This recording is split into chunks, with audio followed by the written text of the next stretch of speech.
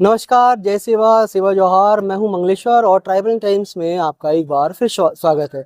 आज हमारे पास गोंडवाना गणतंत्र पार्टी के प्रदेश प्रवक्ता क्रांतिवीर, कई नामों से इनको संबोधित किया गया है, राधेश्याम काकोड़िया जी। राधेश्याम काकोड़िया जी किसी नाम के मोहताज नहीं है।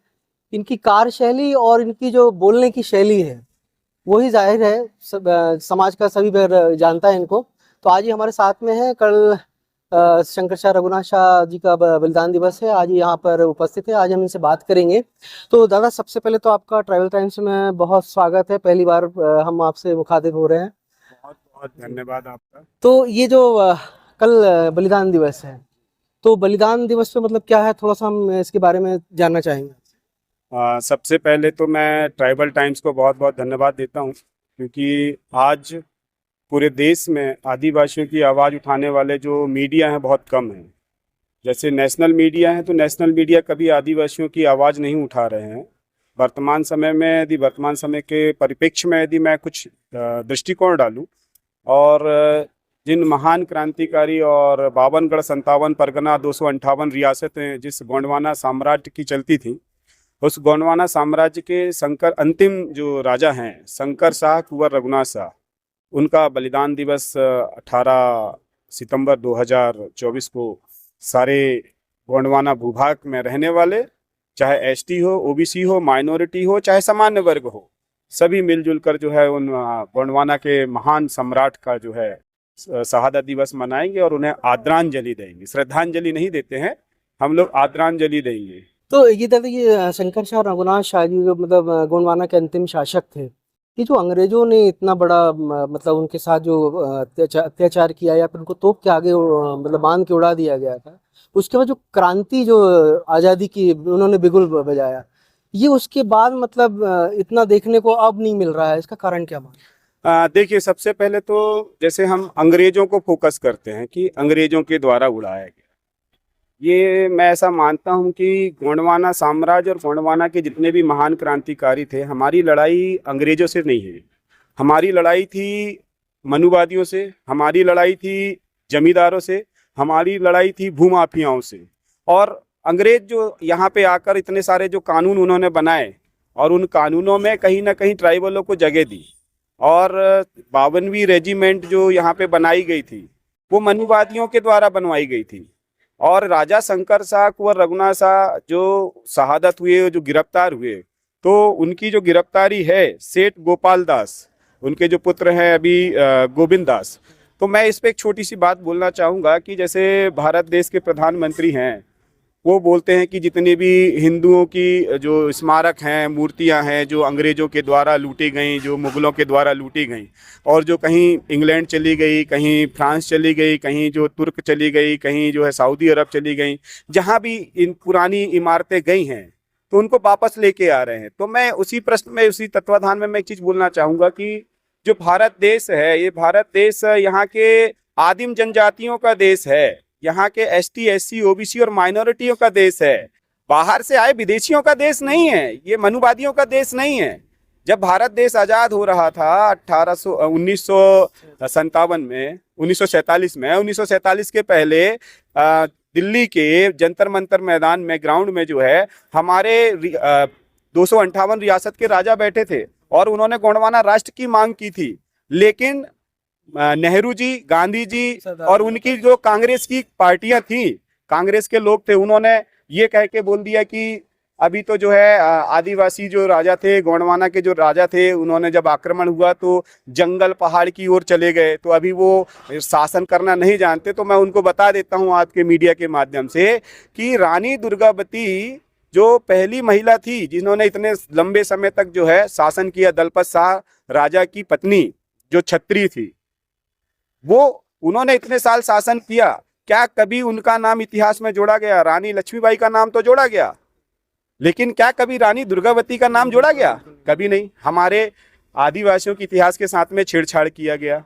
दूसरा चीज कि मूर्तियों को तो लाने की बात करते हैं, और जितने भी आदिवासियों के और गोंडवाना साम्राज्य के जो क्रांतिकारी राजा थे, जैसे शंकर शाह कुंवर रघुनाथ शाह, इनका जो घर लंका बेदी घर को ढाए वाली बात जो होती है, घर का बेदी लंका ढाए, तो जो सेठ गोविंद दास है, आज उनके नाम से तुम हॉस्पिटल के नाम बदल रहे हो, उनके नाम से तुम कॉलोनियां बसा रहे हो, तो मैं इस जबलपुर उनके ही नाम का है। जबलपुर उनके ही नाम से है ऐसा जाना जा रहा है। तो 52 57 परगना 258 रियासत में शासन करने वाले इनका कोई इतिहास नहीं है।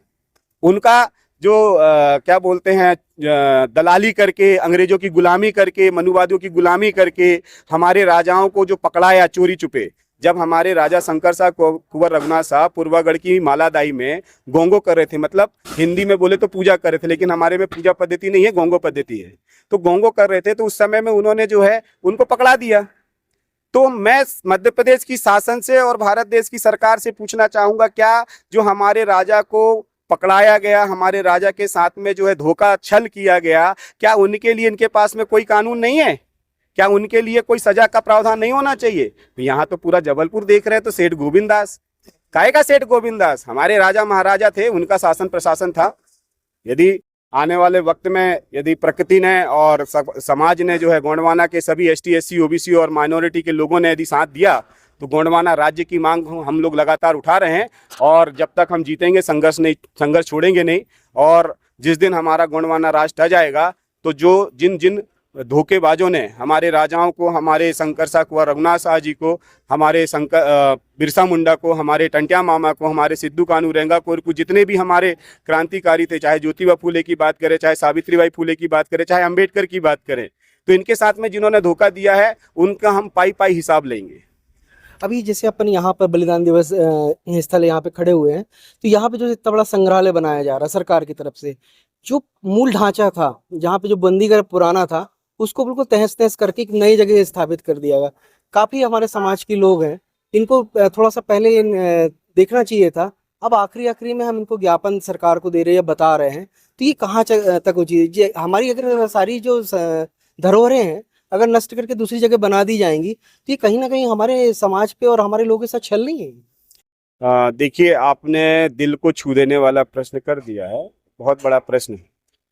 अभी इस देश को जैसे बोलते हैं कि हिंदुस्तान राष्ट्र बोलते हैं, क्या बोलते हैं? बहुत सारे, चाहे केंद्रीय राजनीति की बात करूं, चाहे क्षेत्रीय राजनेताओं की बात करूं, सभी कहीं ना कहीं बोलते हैं कि हिंदुस्तान राष्ट्र की बात करते हैं। तो सबसे पहले ये अपराधी हैं। क्या है? अपराधी हैं। यदि आपने भारतीय संविधान पढ़ा है, तो भारतीय संविधान का भाग 1 अनुच्छेद 1 ये बोलता है भारत अर्थात इंडिया। तो आप कंट्रोवर्सी तो यहीं पैदा कर रहे हो ना। जब भारत देश संविधान से चल रहा है, भारत अर्थात इंडिया बोल रहे हो, तो आप हिंदुस्तान क्यों बोल रहे हो? पहली कंट्रोवर्सी। दूसरी कंट्रोवर्सी, यदि आपको हिंदुस्तान बनाना है, तो यहाँ के आदिम जनजातियों को यहाँ से मूल से खत्म करना पड़ेगा। तो इसके लिए अभी इन्होंने जो है 29 ऐसी परियोजनाएं बनाई हैं।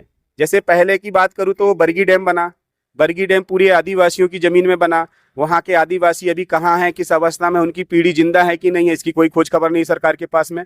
फिर अभी जो है यहाँ पे 5-6 डैम अभी और बन रहे हैं। ऐसे टोटल पूरे मध्य प्रदेश में जो है 29 डैम निर्माण हो रहे हैं, जो आदिवासियों की जमीन में है। इसका मतलब है कि आदिवासियों को जल जंगल जमीन से आप बेदखल कर दो, उनका निस्ते नाबूद कर दो, और फिर इसके बाद में आप हिंदुस्तान राष्ट्र ला लो। जैसे हसदेव की बात करें, हसदेव में भी वही हो रहा है कि सारे आदिवासियों को किनारे करके पूरे जंगलों को, मतलब अब देखिए, हसदेव वांगू की बात कर रहे हैं। माननीय प्रधानमंत्री जी बोलते हैं, माँ के नाम एक पेड़, बाप के नाम एक पेड़, पूरा उजाड़ है ना? दिया। आप ऐसी बात कर रहे हैं, नेशनल हाईवे बना के आपने पेड़ों को उजाड़ दिया। अपने हीरे के नाम से जो है यहाँ पे जो पन्ना में जो जंगल काटे, आपने हसदेव वांगू जो जंगल काटे, क्या ये जंगल उनके माता पिता ने लगाया था? ये हमारे माता पिता ने लगाया था, हमारे पुरखों ने लगाया था। और हम जल जंगल जमीन के संरक्षण की बात करते हैं, हम जल जंगल जमीन को बचाने की बात करते हैं, हम जल जंगल जमीन को संवर्धन की बात करते हैं। क्या ये चीज को माननीय प्रधानमंत्री जी को नहीं है क्या ज्ञान इस चीज का? आदिवासियों को बोले कि पेड़ लगाओ, अरे उसका तो जीवन ही तो जंगल में है, उसका जीवन नदियों में है। तुम नदियों को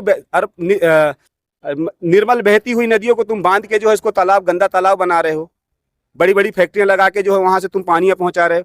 तो मैं बोलना चाहता हूं आपके माध्यम से कि आदिवासियों को उजाड़ना बंद करो, और यदि जिंदा रहना है तो यूनाइटेड नेशन ने 1994 में indigenous of the people of the day बनाया, तो उस पे 193-95 देश के बुद्धिजीवी लोगों ने बैठ के ये तय किया कि देश की एक ही जनजाति ऐसी है जो पर्यावरण को संरक्षित कर सकती है, ग्लोबल वार्मिंग को दूर कर सकती है, वो है आदिम जनजाति। हर उस देश के मूल निवासी जो प्रकृति को मानते हैं, प्रकृति को पोसते हैं, प्रकृति में रहते हैं और प्रकृति में जीते हैं।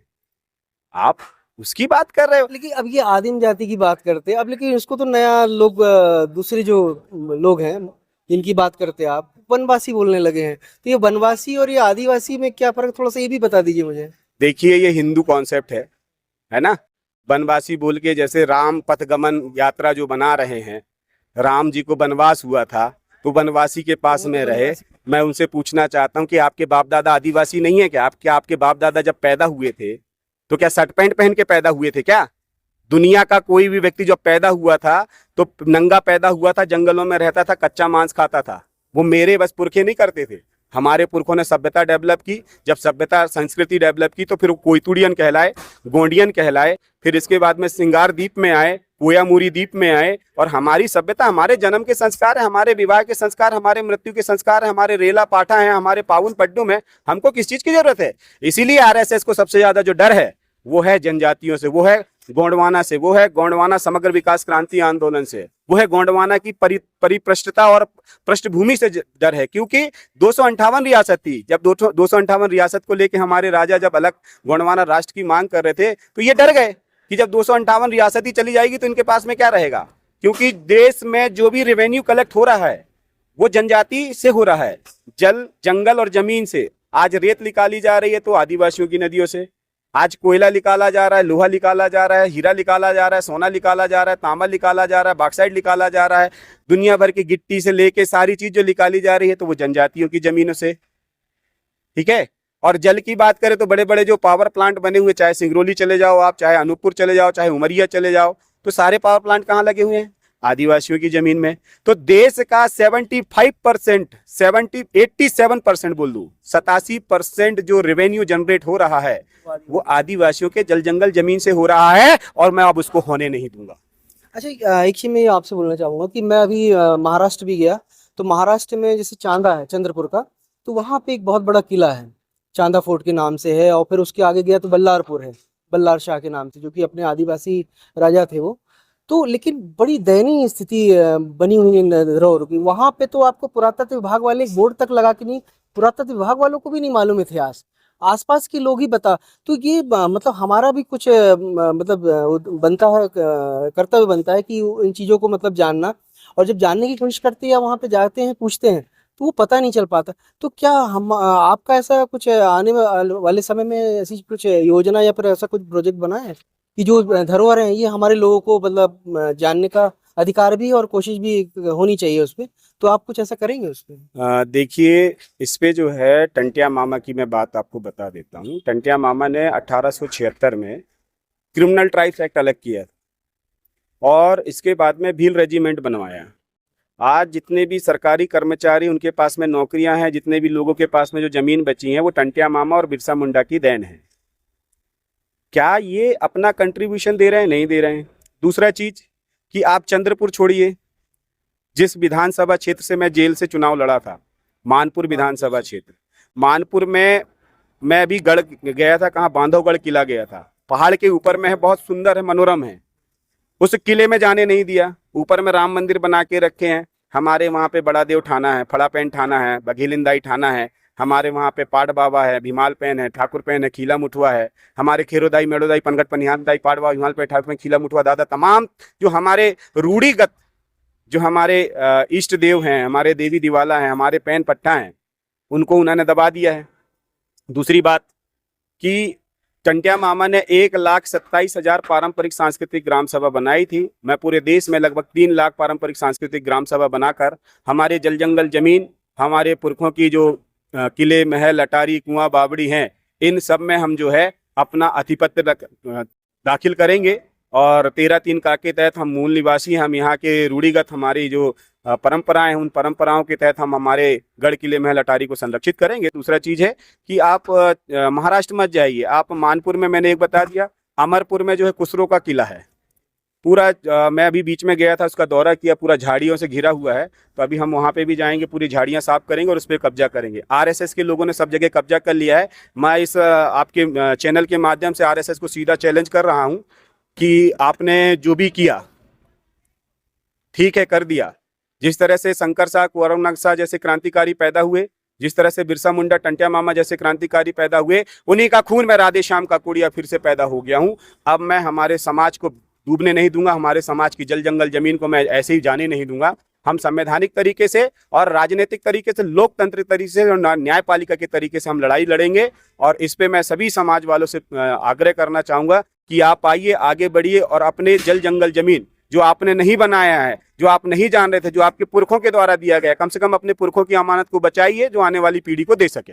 अब आपने पूछा बंदीगृह की बात, तो मैं आपको बता दूं कि भोपाल में गया था, वहां पे ट्राइबल म्यूजियम बना है।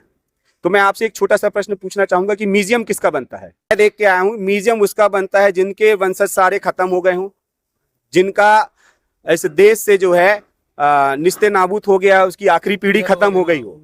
लेकिन मैं उनको बता देना चाहता हूं, जो भोपाल में ट्राइबल म्यूजियम बना है, जो यहाँ पे शंकर शाह कुंवर शाह का म्यूजियम बना रहे हैं, और जो पुरानी जो जिस तरह से जिस कंडीशन में अंग्रेजों ने रखा था पुराना बंदीगृह, उस बंदीगृह को एज इट इज रखें। और दूसरा चीज है कि जो बंदीगृह आपने तोड़ा है उसको जैसा बना था वैसा हमको चाहिए, हमें नहीं चाहिए कोई नया निर्माण। और तीसरी बात कि अभी हम जिंदा हैं तो हमारा म्यूजियम बनाने की जरूरत नहीं है, अभी उनके पुरखे जिंदा हैं, उनकी वंशज जिंदा है। हम हमारी धरोहरों को बचाएंगे। हम उनके क्या हैं? DNA है, L3MN है। हम R1A1 नहीं है। जो R1A1 है वो यहाँ से चले जाएं, देश छोड़ के चले जाएं। मैं बोल रहा हूँ, खुला चैलेंज कर रहा हूँ कि R1A1 देश छोड़ के चले जाए। L3MN अपने आप को पहचान ले कि आप यहाँ के मूलवासी हो, आप यहाँ के ST SC OBC और माइनॉरिटी जो हो, R1A1 नहीं हो, आप यहाँ के L3MN हो। तो L3MN को एक होना है, यहाँ के DNA को एक होना है, तब जाके आप अपने जल से निकलने वाली रेत में कब्जा कर सकेंगे तो आपका रेवेन्यू बढ़ेगा। जंगल से निकलने वाली जड़ी बूटियों में कब्जा करेंगे तो आपका रेवेन्यू बढ़ेगा। जमीन से निकलने वाले कोयला, गिट्टी, खदान, सोना, चांदी में आप कब्जा करेंगे। आप खुद व्यापार करिए ना, किसने रोका है? कौन सरकार बोलती है कि आपको व्यापार करने का अधिकार नहीं है? आप बताइए मेरे को। माननीय प्रधानमंत्री जी से पूछना चाहूंगा आपके माध्यम से, क्या आदिवासियों को व्यापार करने का अधिकार नहीं है? मैं मध्य प्रदेश शासन से पूछना चाहूंगा, माननीय मुख्यमंत्री महोदय जी से, मोहन यादव जी से, पूर्व मुख्यमंत्री महोदय जी से, शिवराज सिंह चौहान से भी पूछना चाहूंगा, क्या व्यापार में आदिवासियों का अधिपत्य नहीं होना चाहिए? मेरा गांव, मेरा देश, मेरी जगह, तो व्यापार भी मेरा होना चाहिए। आज मेरे राजा का, शंकर शाह कुंवर रघुनाथ शाह जी का आप क्या बना रहे हो? म्यूजियम बनवा रहे हो, है ना? और ठेका किसके पास है? इंटेक के पास में, है ना? तो इंटेक के पास में क्यों ठेका है? क्यों? हमारे लोगों के पास में नाम हमारा हो, जमीन हमारी हो, इतिहास हमारा हो, पैसा कोई और कमाए। बात तो पैसे की है ना, पैसे का खेल है, पूरा पैसे का खेल है ना। इस देश में इन्होंने तकरीबन जो है 1.5 लाख, 1 लाख, 1.5 लाख योजनाएं बनाई हैं। मैं आपके माध्यम से बोलना चाहूंगा कि हमें इतनी योजनाओं की जरूरत नहीं है। नहीं, लेकिन राधेश्याम जी, बात सवाल उठता है कि जब ये तोड़ा जा रहा था यहाँ पर और भी, मैं किसी का नाम नहीं लेना चाहता हूँ, बात करते संरक्षण की बात करते, वो लोग भी मौजूद थे, इनको उस समय आवाज उठानी थी, उस समय आवाज नहीं उठा रहे, अभी उठा रहे जब उन्होंने पूरा नेस्ता नाबूद कर दिया। कारण क्या है? आपको मैं बता दूं, आप हम जिसका बलिदान दिवस मनाने जा रहे हैं, शंकर शाह कुंवर रघुनाथ शाह, बहुत अच्छा प्रश्न पूछा है, मैं उसी का जवाब दे रहा हूँ। चोट लगती दिल पे तो फिर पूछना पड़ता था। हम जिनका बलिदान दिवस मनाने जा रहे हैं, शंकर शाह कुंवर रघुनाथ शाह, ये राजा थे। क्या थे? 52 गढ़ 57 परगना 258 रियासत के राजा थे। इनके कुंवर भी राजकुमार थे। इनको ये जो गरीब है, अपने आप को दबा कुचला, दलित समझने वाली जनता के लिए मरने की आवश्यकता नहीं थी। ये खास थे, इनके पास में धन दौलत ऐशो आराम सारी चीज थे, लेकिन इन्होंने उस कौम के लिए लड़ा जिसके पास कुछ नहीं था, जिसकी जमीनें जो है छीनी जा रही थी। इंदिरा गांधी ने 1972 में सीलिंग एक्ट लगा के पूरी जनजातियों की जमीन को बांट दिया, है ना? तो देश गुलाम हो गया। हम लोग सब कितने साल गुलामी में रहे? तकरीबन 500 साल गुलामी में रहे। 500 साल नहीं, 3000 साल गुलामी में हैं। जैसे आर्यों के गुलाम हुए, मनुवादियों के गुलाम हुए, फिर मुगलों के गुलाम हुए, मुगलों के बाद फिर अंग्रेजों के गुलाम हुए। तो तीन लोगों ने हमको गुलाम किया। कितने लोगों ने? तो देश में भी 3% लोग हैं जिनके हम अभी गुलाम हैं, और 97% ऐसे हैं जो उस गुलामी को स्वीकार कर रहे हैं। मैं तोड़ दो पैर की जंजीरें और चढ़ जाओ तुम भी सूली पे। शंकर शाह कुंवर रघुनाथ शाह जैसे तोप से मरना पसंद कर लो, लेकिन गुलामी स्वीकार मत करो। क्या 3 लोगों को 97 लोगों में से 3 लोग मिलकर मार नहीं सकते क्या? तो गुलामी हमने स्वीकार की है। जितने भी यहाँ पे जबलपुर में रह रहे हैं, जितने भी मेरे सगा समाज हैं, ये डरते हैं क्योंकि ये कर्मचारी हैं कि यार हमारा ट्रांसफर तो ना कर दें, हमारे हमको क्या सस्पेंड तो ना कर दें। लेकिन हमारे इतिहास के साथ मतलब हमारी धरोहर के साथ अगर ये करते हैं तो ये तो आवाज हर किसी को उठानी चाहिए। मैं बता तो रहा हूँ ना, ट्रांसफर का डर, नौकरी जाने का डर, फिर इसके बाद में हमारे पास में क्या गरीबी बेरोजगारी इतनी है कि पहले हम भूख मिटाएं कि हमारे इतिहास को बचाने के लिए, हमारी धरोहरों को बचाने के लिए हम लोग संघर्ष करें। ठीक है, क्यों? क्योंकि ना हमारा कोई दृष्टिकोण है, ना हमको हमारी अवस्था व्यवस्था आवश्यकता भी नहीं मालूम है। दशा दिशा और व्यवस्था की तो बात ही नहीं कर सकते। जितने भी लोग हमारे जो राजनीति कर रहे हैं या समाज सेवा कर रहे हैं, उनसे मेरा हाथ जोड़ के निवेदन है कि समाज को बेच के आगे बढ़ना बंद करिए, समाज को एक सही दशा और दिशा दीजिए। देखिए आपका भविष्य और आपका जो समाज है खड़ा हो जाएगा, क्योंकि हमारी लड़ाई नहीं है, आने वाले पीढ़ियों के लिए हम लोग लड़ रहे हैं। आने वाले पीढ़ियों को जिंदा कैसे रखना है, और जिंदा रखने के लिए हमको अर्थव्यवस्था में मजबूत चाहिए। जैसे अभी वर्तमान में हम बात करें कि जो बजट आया था, उस बजट में माननीय सीतारमण जी ने और माननीय प्रधानमंत्री जी ने और राष्ट्रपति महोदय जी ने जिस भाषण में बजट में दिया, वहां पे 275 की राशि, जो भारतीय संविधान के भाग 12 वित्त में 275 की राशि, जिसको बोलते हैं ट्राइबल फंड बोलते हैं, जिसको बोलते हैं ST SC मतलब जनजातियों का अनुदान, जो केंद्र सरकार और राज्य सरकार देती है, जिसे 1950 से जब से भारतीय संविधान लागू हुआ तब से उस फंड पे छेड़छाड़ नहीं किया जा सकता है ना। लेकिन आप देखिए ना, शिक्षा का स्तर कितना गिर गया, स्वास्थ्य का स्तर कितना गिर गया। आप आयुष्मान कार्ड के माध्यम से कोरोना में जो है अरबों खरबों रुपए जो है प्रधानमंत्री जी ने खा लिया, किसी ने बोला क्या? नहीं बोला। नहीं, मध्य प्रदेश का भी जो बजट आया उसपे से करीब 97 करोड़ रुपए गौ संरक्षण के नाम पे दे दिया गया। ट्राइबल का फंड है वो, SC ST का फंड है, तो ये कहीं दूसरी जगह तो डाइवर्ट कर नहीं सकते ना, ऐसा गवर्नमेंट ने किया है। तो अब इस पे आप लोग ने कुछ किया है? देखिए, मैं हर समय आवाज उठाने की कोशिश कर रहा हूँ, और सत्ता शासन में बैठे हुए लोग, मनुवादी लोग, RSS लोग जो हैं, मुझे निस्तो नाबूद करने का प्रयास, षड्यंत्र रच रहे हैं। अभी मैं जेल से निकलने के बाद में भी मेरे ऊपर में रासुका लगा दी, शायद आपको जानकारी होगी, है ना। मेरे कोई आज तक व्यक्तिगत मेरी कोई लड़ाई नहीं है, मेरे सारे जन आंदोलन के मुद्दे हैं।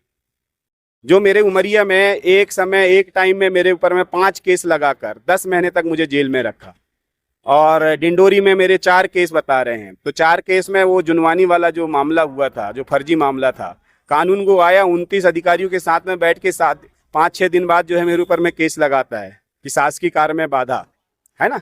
तो भाई हम मालिक हैं, हम, हमारी जल जंगल जमीन है। डिंडोरी आरक्षित क्षेत्र है, उमरिया आरक्षित क्षेत्र है, मंडला आरक्षित क्षेत्र है। ये मध्य प्रदेश का पूरा भाग, इस देश का 75% भूभाग आदिवासियों का था, गौंड राजाओं का था। नहीं होता है तो गूगल में सर्च कर लो, कहना यदि पढ़े लिखे होगे तो गूगल में सब चीज दिया है कि गौंड शासक कहां तक फैला था। और गोंडवाना की बात करते हैं, लोग बोलते हैं कि गोंडवाना गणतंत्र पार्टी तो गोंडों की पार्टी है, वो लोग मूर्ख हैं। पाकिस्तान में रहने वाला पाकिस्तानी कहलाता है, अमेरिका में रहने वाला अमेरिकन कहलाता है। तो गोंडवाना भूभाग तो यहाँ से लेके दक्षिण अमेरिका तक है, तो दक्षिण तक फैला हुआ है, ऑस्ट्रेलिया दक्षिण अमेरिका तक है। जो दक्षिण अमेरिका में रहने वाले लोग भी गोंडियन है। तो हम गर्व से बोलते कि हम गोंडियन है, हमारी संस्कृति कोईतुड़ियन संस्कृति है। We are the owner of Koiturian, we are the owner of this land. मुझे गर्व है कि मैं प्रकृति में जी रहा हूं, मैं जल जंगल जमीन के लिए लड़ रहा हूं, मैं आने वाली पीढ़ियों को जगाने के लिए लड़ रहा हूं। I am proud of this land, I am proud of my birth, कि मैं जिस माँ के पेट में जन्मा, जिस धरती में मैं जन्म लिया, मैं उस धरती का कर्जदार हूं और इस प्रकृति का कर्जदार हूं। मैं इस प्रकृति के लिए लड़ते रहूंगा, संघर्ष करते रहूंगा। बस एक ही उपेक्षा है, जहां तक मेरी आवाज जा रही, चाहे आपके माध्यम से जाए, चाहे लोगों के माध्यम से जाए, वो जान जाएं कि मावा नाटे मावा राज। तो मेरा गांव है, मेरी जमीन है, मेरा जल है, मेरा जंगल है, तो उससे मुझे फायदा होना चाहिए। हम लोग आंदोलन करते हैं, फायदा कोई और उठाता है। अच्छा, एक अब राजनीति वाला सवाल करते हैं कि आप 10 महीने जेल में रहे, तो जेल में रहे तो काफी लोग जेल में जाते तो कई किताबें पढ़ते हैं, ऐसा होता है। तो आप वहाँ जेल में रहे तो फिर किन किन चीजों का अध्ययन किया?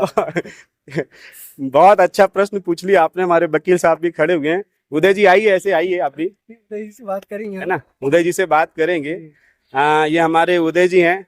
उदय जी थोड़ा सा शकल दिखाइए, वहाँ पे नीचे बैठ जाइए थोड़ा सा। ये हमारे उदय जी, उठो ना तुम, उदय जी को बैठने दो। हाँ आइए इधर, ऐसे बैठिए। ये हमारे उदय जी हैं, हाई कोर्ट के अच्छे वकील हैं, लॉयर हैं। क्योंकि आपने जो प्रश्न पूछा है उसका जवाब यही दे सकते हैं। उनसे तो हम करेंगे। नहीं। लेकिन अभी आप मैं उसी चीज की बता रहा हूँ कि आप ये बताइए कि यदि किसी को हवालाती के तौर पे न्यायपालिका की अभिरक्षा में जेल में रखा जाता है, यही शब्द टर्मिनोलॉजी है ना, अभिरक्षा में जेल में रखा जाता है, तो क्या उसे पेपर नहीं पढ़ने दिया जाता? क्या उसे बुक पढ़ने का अधिकार नहीं है? क्या उसके लिए कॉपी मिलने का अधिकार नहीं है? क्या उसको कोई नोट्स बना के अपनी स्टडी करने का अधिकार नहीं है? तो मेरे पूरे मौलिक अधिकार जेल में छीन लिए गए। ठीक है, ना तो मुझे पेपर पढ़ने दिया जाता था, ना मुझे कोई बुक पढ़ने दिया जाता था, ना मुझे कॉपी, इवन एक पेपर मांगने के लिए मैं तरस जाता था, लेकिन फिर भी लड़ झगड़ के मैं जो है कुछ ना कुछ संघर्ष कर ही लेता था। और जेल के अंदर में भी रह के मैं गुलाम नहीं रहा हूँ, जेल के अंदर में रहते ही राजा रहा हूँ और जेल की व्यवस्थाओं को सुधारने का काम किया हूँ। पूरा जेल में जैसे गया हूँ तो पूरी व्यवस्थाएं वहाँ पे दुरुस्त हो गई। दूसरा चीज कि जब मैं चुनाव लड़ा तो चुनाव के समय में मेरे फोन बंद कर दिए, मेरी मुलाकात बंद कर दिए, ना मैं अपने एजेंट से मिल सकता हूँ, और जेल प्रशासन जो है मेरे को दंडित कर रहा है। एक वो जेल से आपका ऑडियो वायरल हुआ। हाँ, ये जो ऑडियो वायरल हुआ था ये कॉमन चर्चा थी। अब आप तो बाहर वायरल कैसे हो गया वो? देखिए, वायरल हुआ ये मेरा फॉल्ट नहीं है, ना मुझे इसके विषय में जेल के अंदर फोन ले जाना भी मना है? कोई फोन नहीं है, जेल का फोन है, 5 मिनट बात होती है। मुझे बताया नहीं गया कि 5 मिनट बात होती थी, 10 मिनट बात होती है। आप जैसे बैठे हुए हैं, मैं बात कर रहा हूँ, तो मेरे कार्यकर्ता ने पूछा कि भाई चुनाव लड़ने के लिए ये दस्तावेज चाहिए कहाँ, तो मैंने मात्र दस्तावेज की बात किया था, कोई ऐसी बात नहीं किया कि आप आंदोलन करो, कि आप ऐसा करो वैसा करो, ये कोई बात नहीं किया था। मैंने मेरे चुनाव की प्रक्रियाओं में जो वो लगते हैं, दस्तावेज लगते हैं, मैंने उस दस्तावेज की बात किया था, तो उसको किसी ने वायरल कर दिया। अब दूसरा चीज है कि जेल में आप बैठे हो तो आप 5 मिनट हो गए तो फोन काट दो ना भाई, मेरे कस्टडी में तो नहीं है फोन, मैं आपकी कस्टडी में हूँ, आप 5 मिनट बात कराएंगे तो 5 मिनट बात तो करो। ऐसा लग रहा था कि आपके फोन टेपिंग हो रहे थे? नहीं, मुझे तो मेरे मोबाइल भी टेप हो रहे होंगे, क्योंकि मेरे पीछे जो जैसे जेल आने से पहले जब थाने में था तो मेरा एनकाउंटर करने का प्रोग्राम था, उनका एनकाउंटर नहीं किया गया। फिर इसके बाद में मुझे जेल में जैसे थाने में मेरे साथ में 24 घंटे मारपीट की गई, आज भी अभी भी निशान गए नहीं है। बिरसा मुंडा की बात करते हैं हम, शंकर साहब की बात करते हैं, तो उनका दुख मैंने सहा है, 24 घंटे लाठी डंडे मैंने खाए हैं। और इसके अलावा भी लाठी डंडा खाने के बाद में भी जो है हमारी जो एसपी मैडम थी नवीदिता नायडू जी, मैं खुल के नाम लेता हूँ, भले से जो भी जैसा भी उनको सोचना है सोचते रहें, वो मैं कभी जीवन में नहीं सोचा था कि एक मात्र शक्ति इस तरह से हरकत कर सकती है। उन्होंने बोला कि ले जूते चटवाने का मेरे से पूरा प्रयास किया, दोनों हाथ को पैर को पकड़ के जबरदस्ती। मैंने बोला मर जाना पसंद करूंगा लेकिन जूते नहीं चाटूंगा, जय श्री राम मेरे को बोलो, ऐसा बोला गया। तो पूरी जो है आरएसएस की थीम थी कि उनको लग रहा था कि राधे श्याम ककुड़िया एक उभरता हुआ नेता है, उभरता हुआ समाज सेवी है, यदि इसको हम इसकी आवाज को दबा दिए, इसको यदि दबा देंगे तो समाज जो जाग रहा है, जो संविधान के प्रति जाग रहा है, जो आर्थिक व्यवस्थाओं को सुदृढ़ करने के लिए जाग रहा है, जो सामाजिक व्यवस्थाओं को आगे बढ़ाने में जाग रहा है, वो रुक जाएगा। लेकिन ऐसा नहीं होगा, आप कितना भी कर लो जुल्म सतम, हम ना डरेंगे अब, क्योंकि हम नहीं बोलते हैं, हमारे क्रांतिकारियों के विचार बोलते हैं। अच्छा, एक चीज और देख रहे कि अब ये क्रांतिकारी विचार, आपको तो क्रांतिकारी योद्धा, क्रांतिकारी वीर तक बोल दिया गया, लेकिन अभी काकोड़िया एक वहां पे भी स्कूल में भी एक टीचर के रूप में भी दिख रहा है, बच्चों को पढ़ाते हुए। तो बच्चों में ऐसा क्या लग रहा है कि अब बच्चों को मतलब आप जागरूक कर रहे हैं? देखिए, मेरी लड़ाई भविष्य की है, मेरी लड़ाई 60 साल के 70 साल के लोगों के लिए नहीं है। मैं, आप मुझे महाजननायक क्रांतिकारी बोलते हैं, क्रांतिकारी दादा बोलते हैं, कोई बिरसा मुंडा बोलता है, कोई टंटिया मामा बोलता है ना, कोई आने वाला भविष्य का विधायक बोलता है, कोई आने वाले भविष्य का मुख्यमंत्री बोलता है, कोई प्रधानमंत्री बोलता है। तो जनता है, जो बोलेगी बोले, वो मुझे स्वागत है, लेकिन मैं अपनी सेवा कभी नहीं छोड़ूंगा, चाहे जितना भी कष्ट सहना पड़े। और मैं जो है अभी स्कूल में इसलिए जाता हूँ क्योंकि ये बच्चे ही हैं जिनके लिए मैं लड़ रहा हूँ, क्योंकि आने वाले 20 साल में उनके माता पिता को, उन बच्चों को पता नहीं है कि वो कलेक्टर बन सकता है, कि एसपी बन सकता है, कि विधायक बन सकता है, कि मंत्री बन सकता है।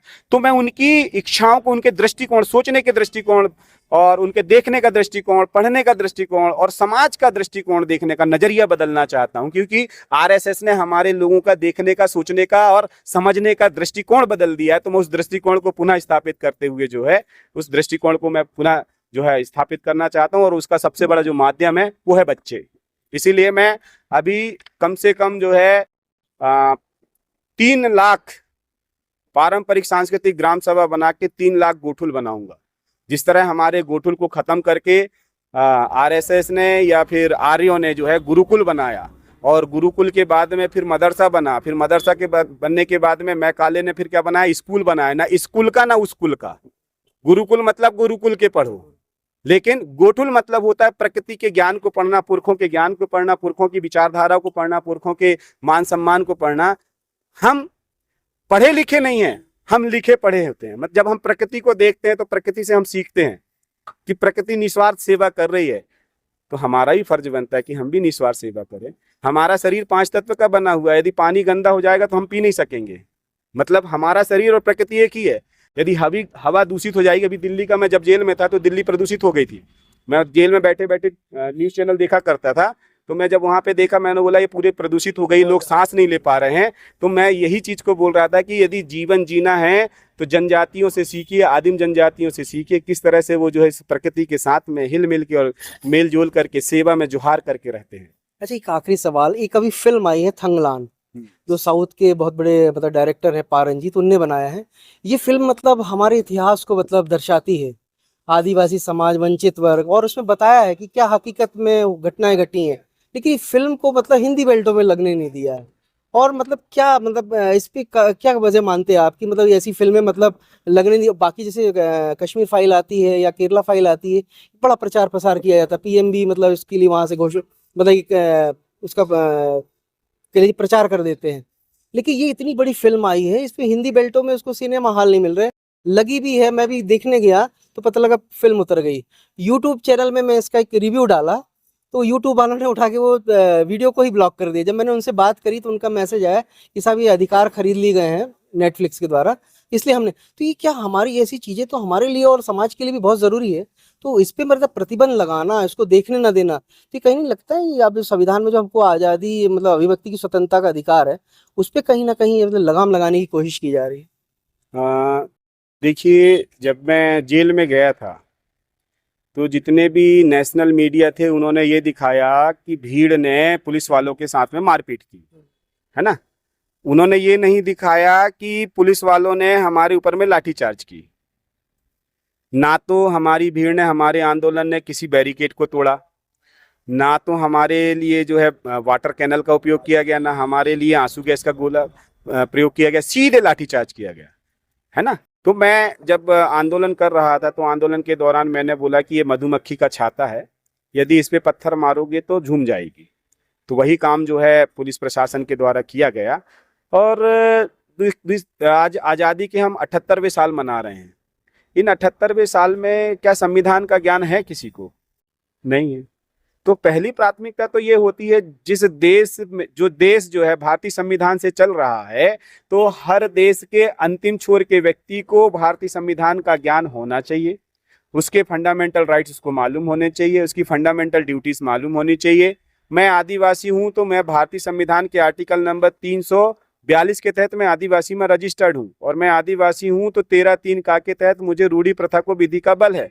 और ये रूढ़ी प्रथा क्या है? असंगत एवं उनकी अल्पीकरण करने वाली विधियां उस मात्रा तक शून्य होंगी।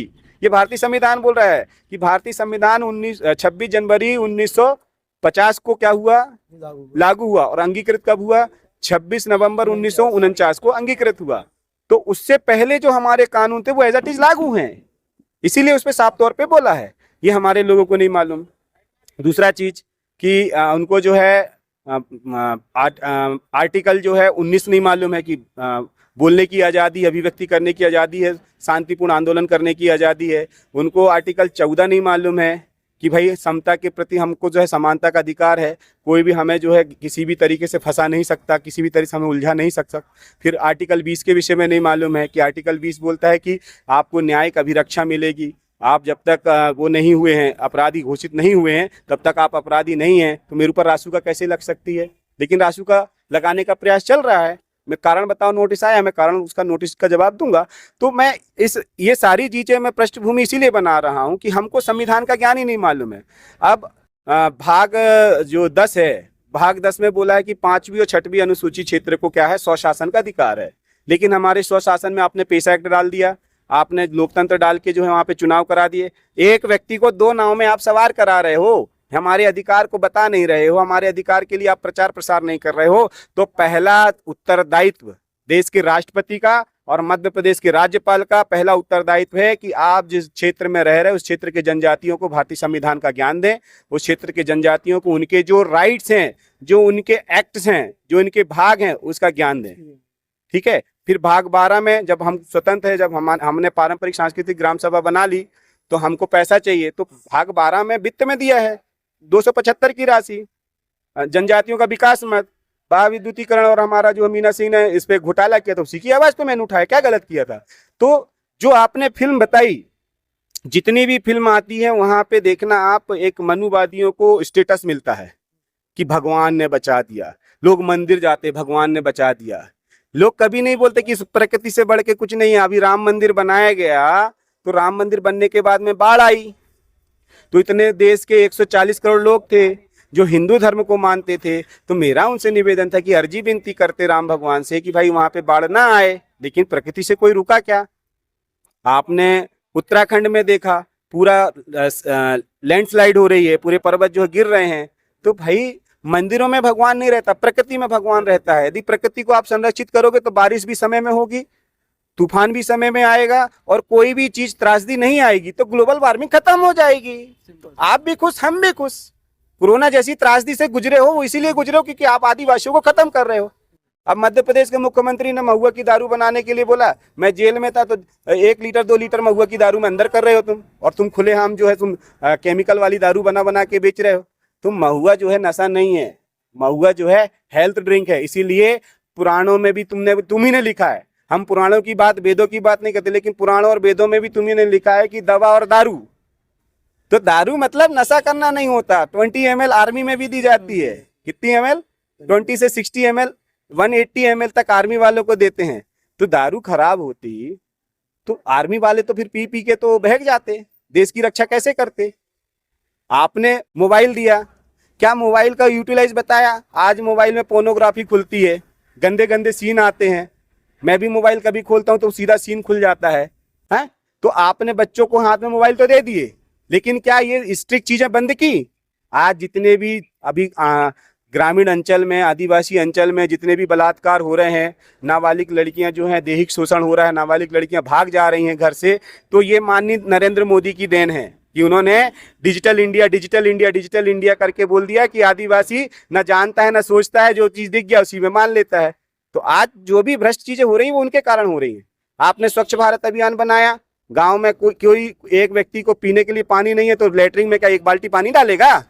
तो उसका घोटाला किया आपने। आयुष्मान कार्ड बनाया, जितना भी अभी वो आया था, कोरोना आया था, कोरोना में 5-5 लाख रुपए आपने खा गए सबके। कभी हिसाब दिया?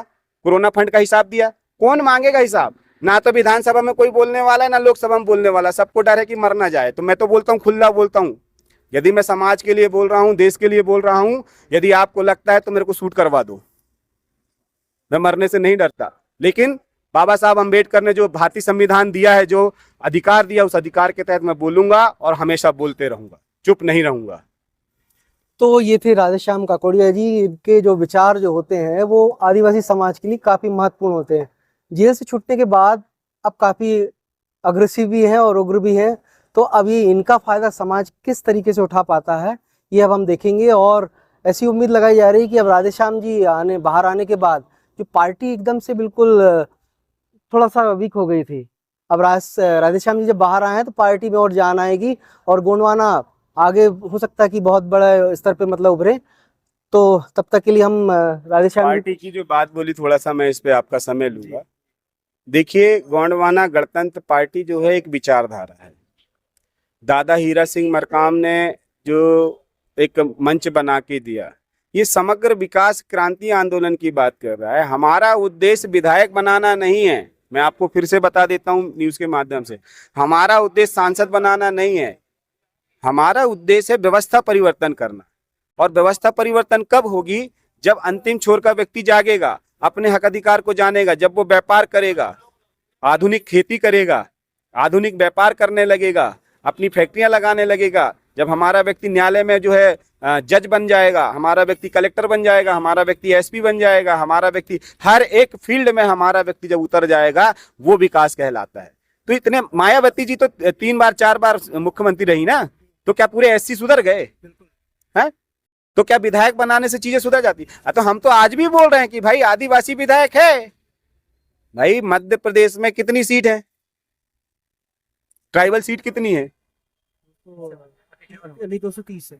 हाँ? 40 47 48 के आसपास। 47 सीटें आरक्षित हैं और 33 सीटें एससी के लिए आरक्षित हैं। जो 47 सीट से जीत के जा रहे हैं वो भी तो आदिवासी विधायक हैं, चाहे वो गोंडवाना के हो चाहे ना हो, लेकिन चुन के जा रहे हैं तो आरक्षण से ना। लेकिन वो काम ही नहीं करते समाज के। आरक्षण से चुन के जा रहे हैं ना।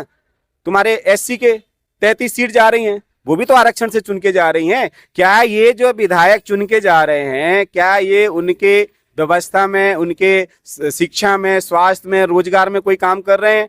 नहीं कर रहे हैं। इस बात को मैं जनता को बताना चाहता हूं आपके माध्यम से कि जागो, वक्त अब बहुत कम बचा है। अपने आने वाली पीढ़ी को जिंदा रखना है तो अपने संवैधानिक अधिकारों को जानो और वोट के अधिकारों को जानो। वोट का अधिकार हमारा मूल अधिकार है जो भारतीय संविधान के अनुच्छेद 226 में दिया गया है, लेकिन वो मौलिक अधिकार नहीं है। मौलिक अधिकार 12 से 35 में, लेकिन वो हमारा बहुत बड़ा मौलिक अधिकार है। इसका कलेक्टर भी प्रचार करता है, विधायक मंत्री भी प्रचार करते हैं, तुम्हारा जो है चुनाव आयोग भी प्रचार करता है कि मौलिक अधिकार इसको उपयोग करो। लेकिन क्या कभी कलेक्टर, विधायक, मंत्री, चुनाव आयोग ये बोलता है कि 5वीं अनुसूची तुम्हारा जो है 13(3) का तुम्हारा जो है मौलिक अधिकार है, रूढ़ी प्रथा को विधि का बल है, आप अपने भूमका मुठवा मुकरदम बना के जो है नार व्यवस्था बनाकर आप स्थापित हो सकते हो? नहीं बताते, है ना। तो गोंडवाना गणतंत्र पार्टी जो है, पार्टी अपनी विचारधाराओं से चल रही है, लेकिन समग्र विकास क्रांति आंदोलन समग्र विकास के लिए काम कर रहा है। हमारे ऐसे 36 इंस्टीट्यूट्स हैं जिसपे हम रिसर्च से लेके हर एक चीज कर रहे हैं। एजुकेशन में काम कर रहे हैं, मेडिसिन में काम कर रहे हैं, हेल्थ में काम कर रहे हैं, हम रोजगार के सृजन में काम कर रहे हैं। ऐसे अनेक जो फील्ड है, इतिहास, हिस्ट्री, गढ़ किले महल अटारी, सब चीज में हम जो है धीरे धीरे वर्क कर रहे हैं। लेकिन अब आधुनिकता की जरूरत है, हमें उग्र होने की जरूरत है, हमें जो है दूरगामी दृष्टिकोण रखते हुए और मूंद सूल सर्री में चलते हुए हमें हमारे लक्ष्य को प्राप्त करने की अब आवश्यकता है। नहीं, यदि इतनी ही कछुआ गति से चलेंगे तो भारत देश, अभी हम आजाद हुए 58 साल हुए, फिर भी हमारी आज़ादी वापस आई नहीं है, तो हम और 200 साल हम जो है ऐसी तरह से गुलाम रहेंगे। इसीलिए मैं बोलता हूं कि ये आज़ादी झूठी है, देश की जनता भूखी है। तो हमको लड़ना पड़ेगा और आज़ाद होने के लिए हमें संघर्ष करना पड़ेगा। तो ये बात सही है कि अपने अधिकारों के लिए लड़ना कोई गुनाह नहीं है और अपने अधिकारों के लिए लड़ना पड़ेगा। जैसे काकोड़िया जी आदिवासी समुदाय के अधिकारों के लिए लड़ रहे हैं, तो इनका भी मतलब साथ देना पड़ेगा। जबलपुर से ट्राइबल टाइम्स के लिए मंगलेश्वर।